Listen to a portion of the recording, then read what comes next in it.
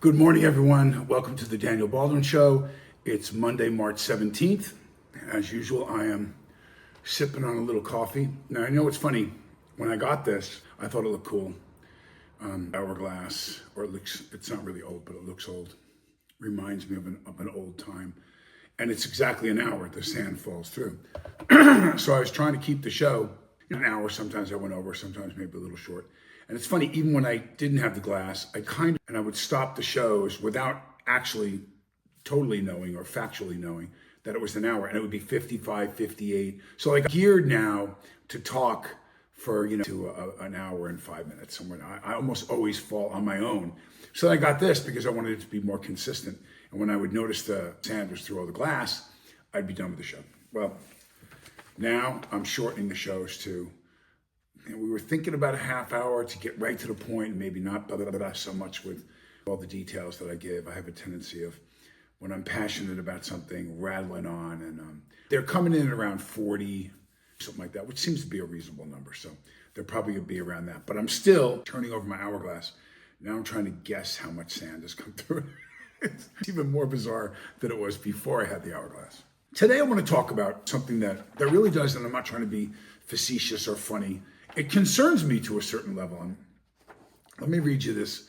Follow CNN, Fox, and a bunch of different news outlets to stay topical on what's going on. And I get alerted when something supposedly very important is going on. But this was a CNN poll. Democratic Party's favorability drops to a record low. The Democratic Party's favorability rating among Americans stands at a record low, according to a new CNN poll conducted. Now, I take things with a grain of salt, because when I see Fox, I immediately say, okay, it's going to be something that leans at least towards or is outright pro-Republican Party. And the same for CNN, so people say, oh, that's not true. They're reporting the facts. No, they definitely agendas on side. Let's not pretend it doesn't exist. And if you're silly enough to be on the left and try to tell me how, well, ours is the real stuff, give me a break. So, it's all our agenda around what it is they support, around what it is they want to back, where their dollars are, what works best for them and speaks for them. Both sides. Call it a day. But what makes that, based on that application, interesting is, do you see CNN, unless it's like a real no, the number of this, that's something that's a hard fact. It would be difficult to try to doctor in any way or spin in your direction. This is at the Democratic Party. I think it's true. I think that being a former Democrat, having as many family members as I do that support the Democratic Party and friends, it's got to be of concern. And so I started looking at that. I started looking at, I spend so much time on what the president is doing and what Doge and Elon Musk and bills and things, investigations, and that are just better than I ever, as far as the stuff said, the stuff that I predicted, the stuff that, the fact that I'm not, the White House as a political, telling them the trends and things that are going to work is mind-boggling. I should be there right now, because I've been so on fire with what I said was going to happen a year and a half before the election, during the election. I could have become very famous. I will tell you this, my wife never lies. I came out of the bathroom. It was day before the Pennsylvania incident where they shot at the president. They hit him. And I said, oh my God, babe, are they going to shoot him? And she looked at me and she said, what? And I said, are they going to shoot Trump? Are they going to try to kill him? I said, it just clearly came to me, and I put my hand on my head. I went, they're going to try to shoot the president. The next day they shot at him in Pennsylvania. Again, ooh, you see so many things. Oh, great one. No, I'm not saying that. I don't have any control over some of the things that I see. I don't have any control over the predictions that I make. I just tell you what I'm thinking when they come to me. I have no power, right? But every once in a while, something really bizarre or something really interesting or something, and I do usually say it. I talk about that, put that out there in the universe, shooting a candidate for president. But I clearly saw getting shot at. And so there have been other things that I said on the show. There have been other things that I have said would happen where everyone, or most everyone, besides the Rickards and the people who have flown a similar path to me, and I said it before them. And I remind my audience that I predicted he would win all 7 swing states. He did. That he would win the popularity vote, the popular vote, the most, and he did. And it's going to take time for everyone to fully get what he's doing. But while I watch people that I know really, really well, or have known for many years, actors, I've had Cusack, and I know the Cusacks, and I've known a long time. We're not great friends, but I consider him my friend. He's a guy, a very talented actor. We have some common friends that brought us for a while. Another great actor, John C. McGinley, who I've known, Johnny C, for a long, long time. Love him too. Very talented guy. And the list goes on. But anyway, let me just say about Cusack. I saw that he wrote some things on his Twitter, and very clearly he is not a fan of the President of the United States. And I'll say that because I don't want to get involved in quoting things that John says. But it was, it was venomous stuff. He mix any bones. You can, Keith Olbermann is another one, the former sports, I don't know what he now, besides unleashes, nonstop streams of hateful impeachment, kill, like just awful stuff about anything supports, that supports Trump, that supports any of it. Anti and, 4-letter words constantly, not the Keith I would subscribe to and listen to and watch on television and read his material and stuff. It's become so ugly now. And, the vulgarity, like why has to be accredited journalist at his former level. But there you have it. So hate. There seems a lot of hate out there. And I don't know if the Democratic Party can survive that. I don't know. Or if it does survive, which I'm sure in some shape or form it will. I'm speaking a little facetiously that it's not. Are we going to see the end of the Democratic Party? No, that's not going to happen. But I don't know how long you keep your head above water. Imagine someone holding your head down. They let you up every so often to get a breath. And after a while, it's fewer and infrequent times that you get to get up. Finally, you just pass out. Now you're going to have to be pulled up from under the water because you lost your ability conscious-wise. I think they're getting to that point. I mean, crazy level of how much hate, these terrible writings of the government that are done at all. Comparing the current administration to the Third Reich, Hitler, and blah blah. All this. They're terrible character. Are they ready for JD going to run, or Elon? People are afraid of he's going to run. Like, what would be the reason why you trump up, no pun intended, and bring all this nonsense up, the current players in it, when they wholeheartedly are trying to clean this up right now? I mean, when you watch the president, let me go to this, was interesting, I thought. 100 minutes, that's how long the floor literally last night. 100 minutes that he used to lay out his agenda, his grievances, and what he argued are the accomplishments of his first 6 weeks in office. This all came during his joint address to Congress, the State of the Union that's not quite a State of the Union. So he spoke for 100 minutes. That was a long time. And it's funny, rather than, and this is what I mean, the survival of the Democratic Party, on camera, in front of interviewers, in front of the press, you won't get as many people to admit what I'm going to tell you I've already heard from people that are Democrats. You don't stand bipartisan, stand and clap when the actual President of the United States says something that is undeniably beneficial to everyone involved. When he puts a tribute out for a young boy sick. He talks about, and I'm making this part, safety for firemen and policemen, better health care for the American people, better, and again, please don't write in and tell me, when did he mention better? The point that I'm making is, there were a number of opportunities in his address for everyone to have been on their feet, for everyone to have been clapping. When Joe Biden won the election over Trump the first time that they ran against each other, if you weren't a Biden guy, you had to take it on. Now, I did not take every single thing Joe Biden said he was going to do, or Kamala Harris said they were going to do, and not stand or clap for it or not try to support the president or not try. I mean, I tried to find common ground.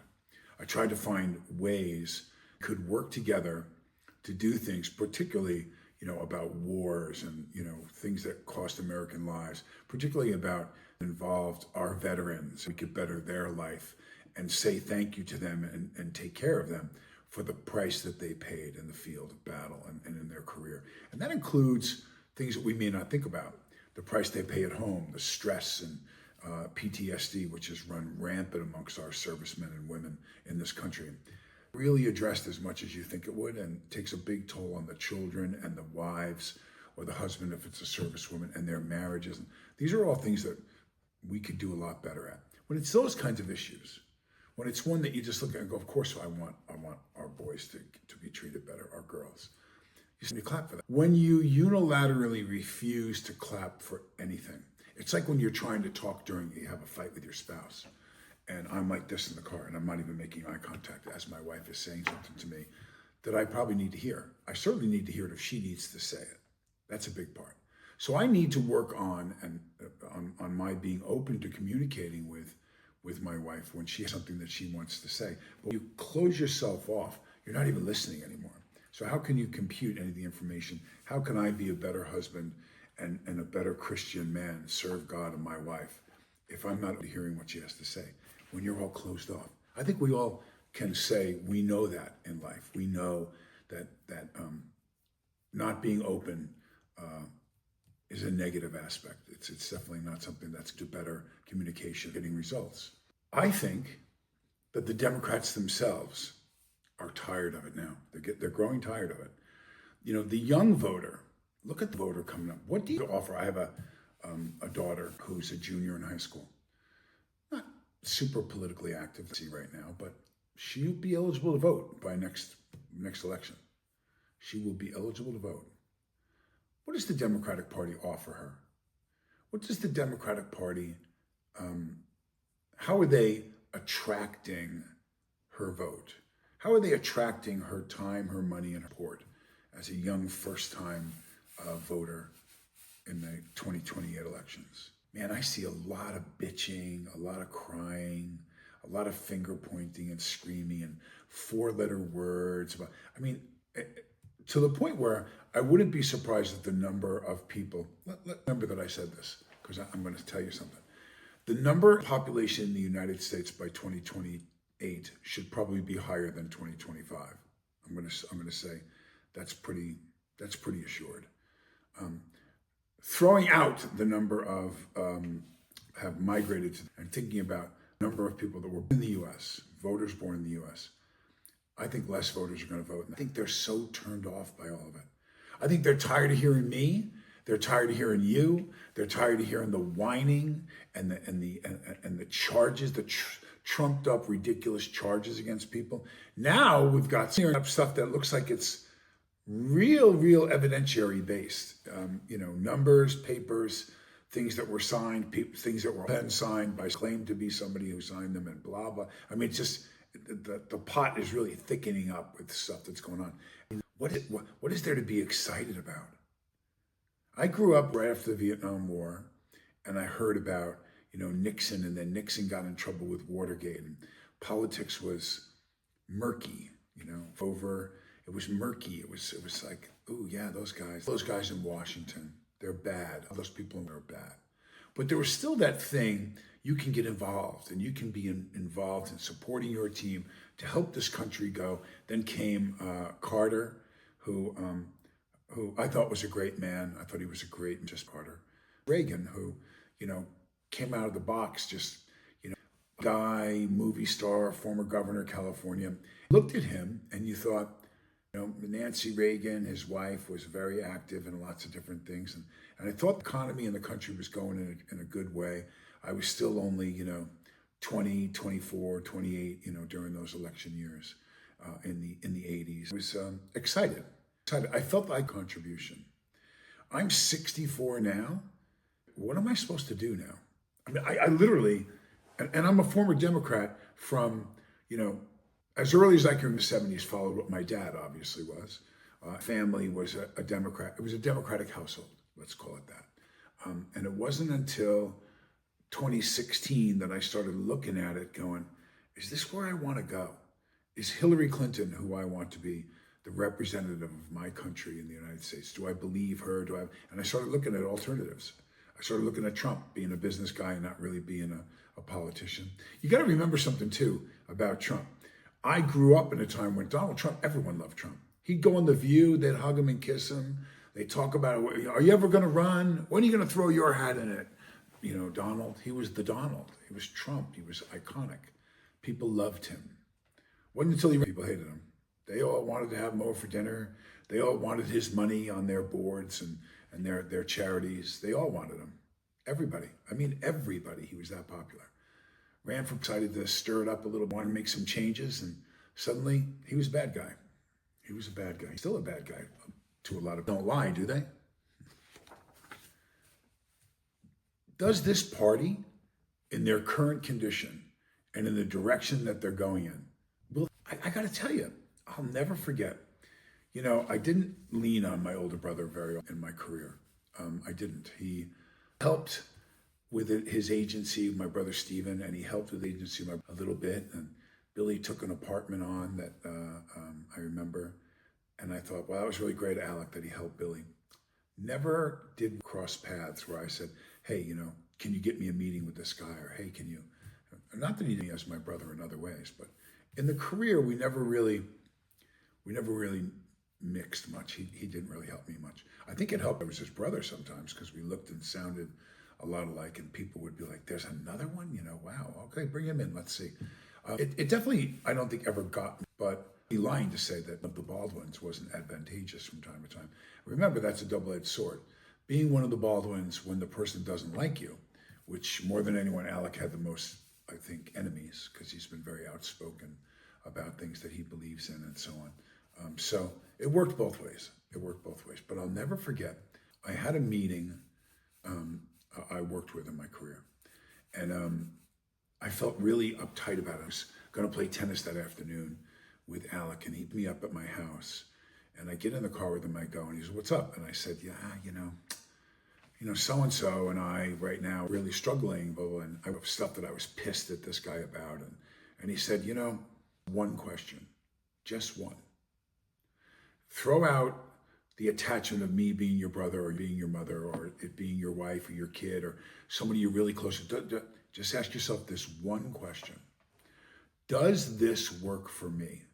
And I looked at me and said, does this work for me? Does this person who happened to be representing me, so got me work, does this person get you out enough, say your name, get you the amount of money you want, get you the jobs you want to get? Are you in a position you want to be? All of it, put it all together and ask yourself, does this work for me? Same as your relationship with your significant other, same as your relationship with your kids, same as no matter what. Just ask yourself that one question. And if it works for you, and we're not going to analyze the percentage of it, 51% to 49%. If it works for you, then it's probably something that you want and you need and you should hold on to. If it doesn't work for you, and remember, you know, in those big relationships, like your significant other, you know, when your wife pregnant, you got to pick up the slack. You got to be there. You got to help her. You got to, from rubbing her down with cocoa stuff for stretch marks to this to that to, you know, up with the baby to making her favorite omelet at 2 o'clock in the morning. It is. Suck it up and go do it. It might be 80-20 that you got to put in at that time. But there's other times when it's 80-20 that she's putting up with you. There's other times when she picks up the stuff for you. When my back is out and she's rubbing my back at 2 in the morning and rubbing my head because I can't get to sleep and taking care of the kids and doing all the stuff that she does along with having a full career. Does this work for me? I will never forget he gave me that because obviously it's 30 years later and I'm still looking at it going, I apply that to my life. That was a great gift that he gave me. Does this work for me?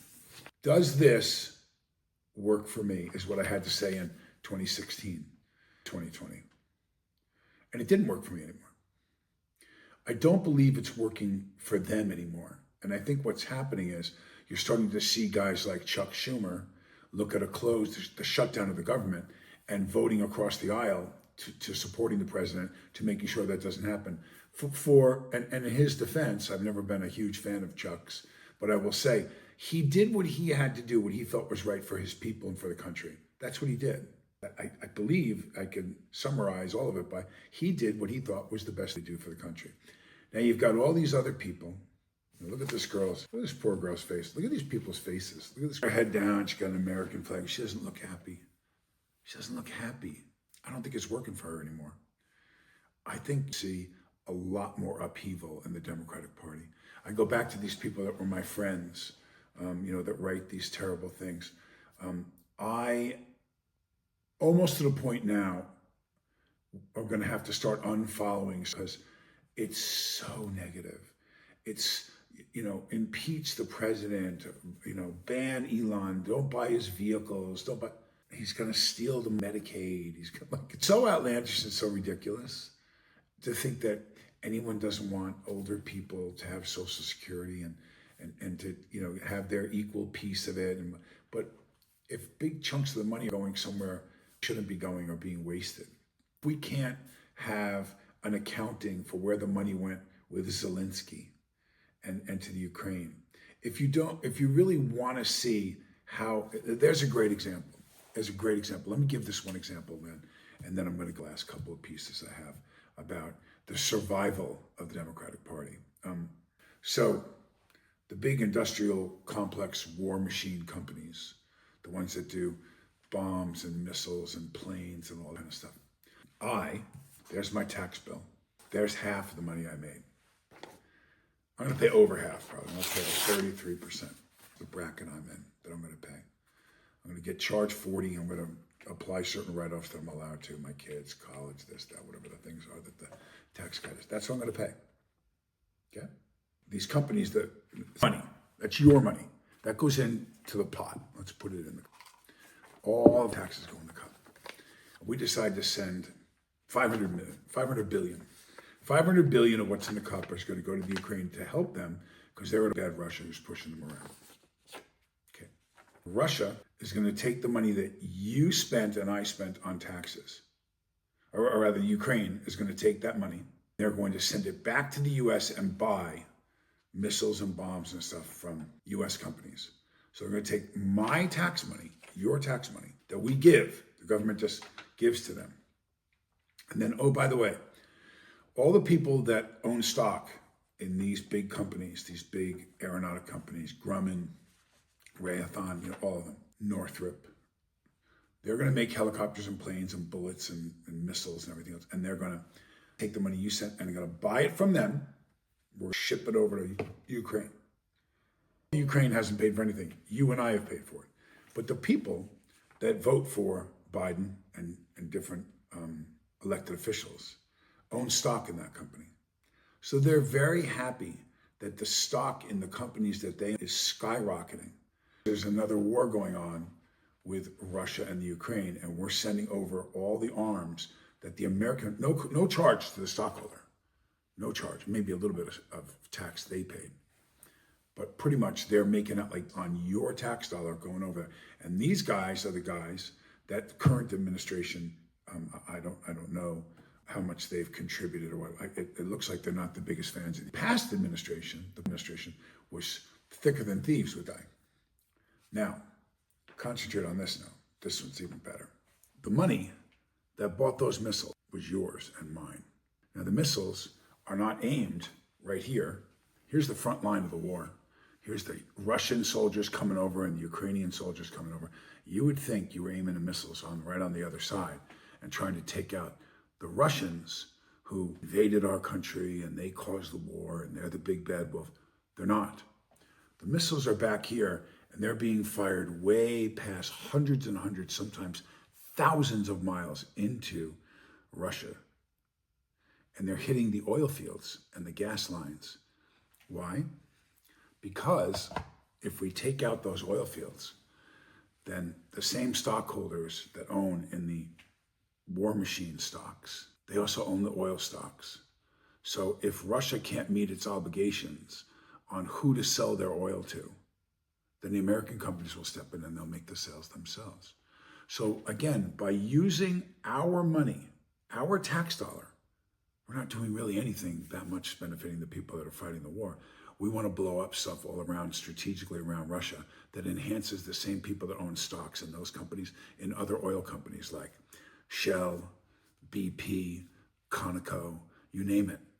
You name it. They're double playing the money too. And we're uncovering all this. Doge, the White House, the fall, because dusting away all the stuff and looking what's really in the pile. Not 2 inches of crap that looks like one thing. It's not. Deep down in that pile are deals that have been going on now since Vietnam.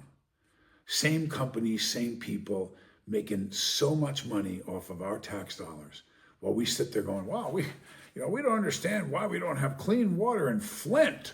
While they want to have men and women fight and women to fight. They want Jews and Christians to fight. They want black and white America to fight.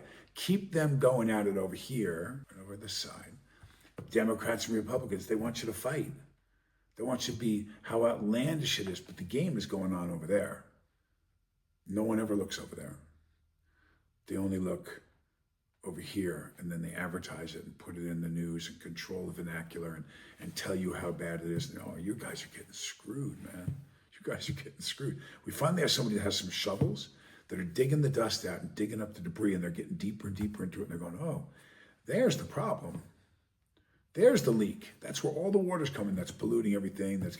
It's down there. There's a big hole in the pipe down there. Maybe we should excavate that pipe, shut off the water, and then we turn the water back on and see how it goes. I don't believe at the current rate of disgruntled Democrats, the Democratic Party is going to survive and flourish very well. Why wouldn't, after getting your ass handed to you, and they got beat decisively? Granted, the elections are all very, very close now, but it wasn't like, she won 3 of the 7 states and he only won 4, and it came down to nail biter. He won handily. Told you he would. And I had more hate emails, more people in my own family, disowning me, telling me what a loser I was. And, you're a traitor. How could you back this guy who did this? Okay, well, he won, and we're moving forward. And the timer is ticking on the Democratic Party. I would really, if I was running, if I had a say in what they were doing, I'd be planting right now. I would. If you go in my garden, I can't wait to get in the garden. I've already got plants all around my downstairs level here that are germinated in a petri dish, sprouted, and I put them in. Why? Because I want growth in the garden. I don't mean to be Chauncey Gardner, if you've never seen that movie, Being There, but it's true. If you want growth in the garden, you gotta take care of the garden. Where are the young, upcoming Democrats? Who's going to, and you need to develop them now. Don't try to give us last second Barack Obama again, relatively unknown from Illinois. Don't give us Kamala Harris, who was vice president, for God's sake, and no one bought her. Even her own people didn't wear, sadly, for her. Who's it going to be? When are the Democrats, and what are they going to do fostering a couple of mavericks that they're going to need? Because I'm on them not doing it based on their past. What they will do is continue to cry and blame and make outlandish statements by making the president and the current administration, the Republicans, bad. That hasn't done well for them, really. That really hasn't done well. Watching presidential debates and listening to people crying about, and you did this, and you're terrible, and pointing out all the bad stuff about that person. I think the American people are smarter than that. I think to start to develop what's special about you. What's special at the Democratic Party right now? Who is going to be the front runner that they're going to perch up there within, at least to make an indication of 1 or 2 people, and then give that person, let him be known as the threat. Let him be known. And again, I'm advising you as a Republican. I'm absolutely registered now as a Republican, the Democratic Party. But I look at the balance that it brings to have a candidate from one side and a candidate from the other side. Somebody whose interest is more on the business side, the other one's interest is more, supposedly when I grew up, Republicans were much more of a business oriented, foreign affairs. Democrats were at home taking care of the working man. That is no longer the truth. That is no longer the truth. And one of the biggest reasons why I left, I didn't think the Democratic Party represented anybody anymore. I couldn't see how they represented me. And I didn't see how they represented our country. How's that going to change? And so the whole point of today's show was, can the Democratic Party survive the current tailspin they're in? And the answer to that is probably not. Probably not. They're going to have to go to showing the American about them what's special about a candidate. How is he going to take not what's wrong with the Republican Party, not what's wrong with the Republican administration or the president, what's wrong with things in America, healthcare, finances. Now we're going to do this dance where Baldwin said that healthcare is. This is a new president. He inherited Obamacare. He inherited 4 years of Biden. There was an interruption of 4 years with Trump himself, and the economy was way better under Trump than it was with Biden. Let's see what happens. Let's see what happens with the president right now. What he's to do in 4 years. It would be a shame. It would be a shame for on the contention that's there. I look at what a young guy like could do, and I think he's probably the logical, unless somehow, I don't think Elon Musk wants president. I don't think so. I think he's the logical next guy, strong, smart, and I think he's in the company portfolio right now. So if he's the next guy, and Trump's candidacy and his administration continue to get better, because it is. So and it's only going to get much better as to names that are going to come out, the people that are involved in some of the scandals that we're talking about, are household names. You're going to see more and more people, particularly in my industry, are going to leave the country, like they promised to for many, many years. I'm going to leave, be elected, and then he doesn't go. And what so far do we have? Rosie O'Donnell left, and somebody else left. Can't remember. But not many are really going to leave. That just sounds like a lot of real stuff to say in the press. I wish all of leave. More work for me. I should have learned to sing. Maybe that would have helped if I learned how to sing. What do you think? Anyway, I want to go back and I want to tie this up a little bit, because MSNBC's The Weekend unloaded on Senator Chuck Schumer, Democrat, New York, on Saturday over if the government open and avoids a shutdown, calling the move a stain and a black mark on his leadership. MSNBC host Michael Steele asked his panel, what are Republicans thinking right now about their ability to absolutely punk Schumer into making this move the way he did, when he knew that that's not what his party was? So, like I said before, I'm not a huge Chuck Schumer guy. I respect the fact of his position and of his, his tenure, but, he's not my guy. And that's, my state. That's the state I'm from. I have so much so identified with that state that I, my wife, she's back. I'm 64. I'm not having a career in politics. And I was approached once before to run for mayor of Portland, Oregon. And I said no. Not that I was approached. A contingency of businessmen took me to lunch and said, do you think that you would want to run? Because I think we could support you, because I was vocal in my displeasure with some things that were going on in that city, and I think it's a great city. And so I said to my wife recently, if we went back to, would you be upset if I ran for office? And she said, no. If you wanted to, I said, even if it was like a congressional seat or a state assemblyman or something where like I could just get my voice out, and that the island, Long Island, is protected. What a great place to be raised. And I loved Long Island, the influence of the city, but it wasn't right in the city. I was miles out in the Nassau County, where Nassau and Suffolk County meet on the South Shore. And, and I thought, maybe that's what I have to do. I should go back and run and try to protect, what they have out there, to make sure that my kids, and raise like at least junior high school level back in Massapequa, the town I'm from. And I really started kicking the idea, thinking about it more and more and more, that I'll go home to try to make a difference. Can I make a difference? See, here's the discouraging part. I look at, having a stage to possibly talk at because of my last name and because of the movie business and because Alec and Billy and Steven too, don't get me wrong. They're a huge part of the home and where, I do a lot of work with my sister Jane and my brother Billy from my mother's breast cancer research fund at Stony Brook University.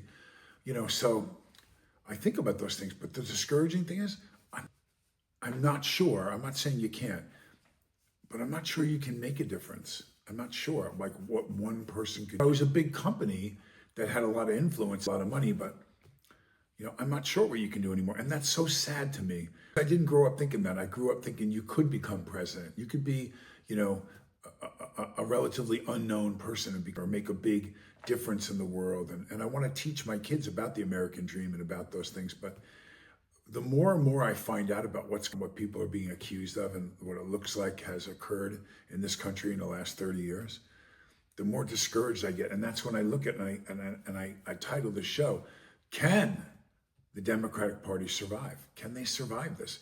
That party that's supposed to be representing the people for the little guy. The little guy's getting trounced.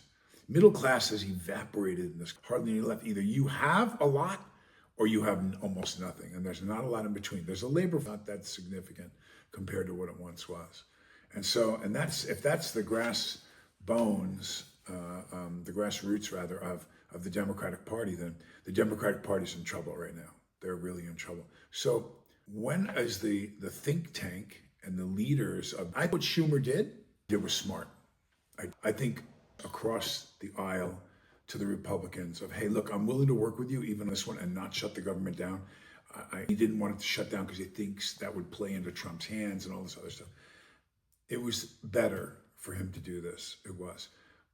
But again, for the other Democrats to tag team Schumer, that was a tongue twister just then, to tag team Chuck Schumer, and it relates back to me to the clapping during his address. Like, really? Really, you're not gonna? And I am in favor of finding a cure for cancer. Yay! You're not gonna clap for that? Why would you not clap for that? What has happened to this country that we're opposed to each other? That even things that are good for the common welfare of mankind can't survive. When I look at the vehement wordage and verbiage and attitude of this Democratic Party towards anything that's Republican in this president, I don't know that you can survive that or forward. It's going to be a really long time. Now, you would think that as a Republican, I would want 8 years of J.D. Vance and let the Democrats just disintegrate or whatever. What I want more is a united or as closely united a country as we can. An attitude of, okay, you won, what are we going to do? Your philosophy is very different. We're going to run the ball. We're going to hand off the ball to Emmitt Smith 25 times a game. Well, we were going to throw the ball. You're not the coach anymore. You're not the coach.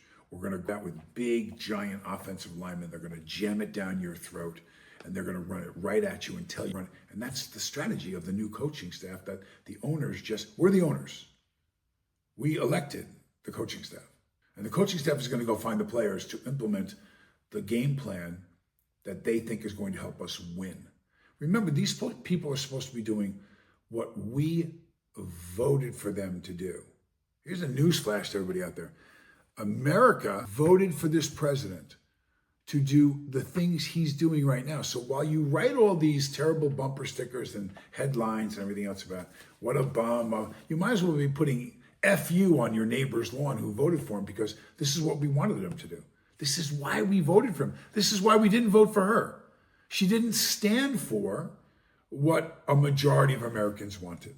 So, maybe you should get on that bandwagon with Tom Hanks and other celebrities. One of my own brothers said he was leaving again if Trump got. I didn't see anybody leave. Maybe you should move out to Canada for a little while, get out of Mexico, especially live in Vietnam for less money. Can you sell your house and leave? You should go. I want you to be happy. I do.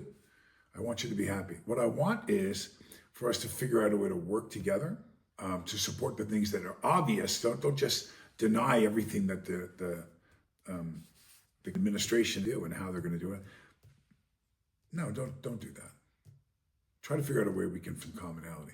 Or I don't believe the Democratic Party is going to recover for 20. This is going to be bad for them. This decision, people are getting super tired of how this is happening and how much negative crap you can say about the president and about Republicans. And, it's not working. If you're not the popularity of your party, the lowest ever. The lowest ever. Jimmy Carter didn't have numbers like this. And people didn't think Jimmy Carter was an effective president. God bless him. And no, he wasn't known for his presidential skills. He was known as a great man.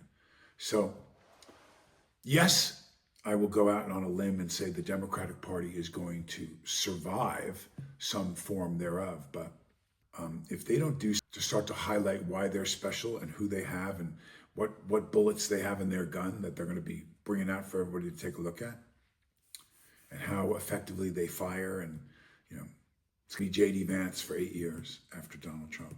Watch. And I don't mind that.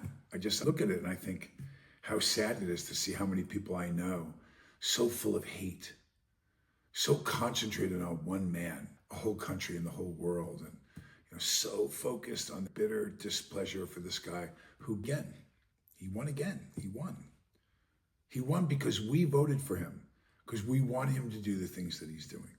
So maybe your hate is for your fellow American, and it's not because how can you hate a guy who's doing exactly what he was elected? Do you know how rare that is? Do you know how rare it is for a president to come out the gate and do as many things that this guy has done already, that he said, and I'm going to do this, and I'm going to do that. And, they went back and forth. You can't do that. Well, obviously, yes, he can. And he's just started. Wait till you see the stuff that's going to come out in the next 6 months. Wow. The names of the people that are going to be involved in this.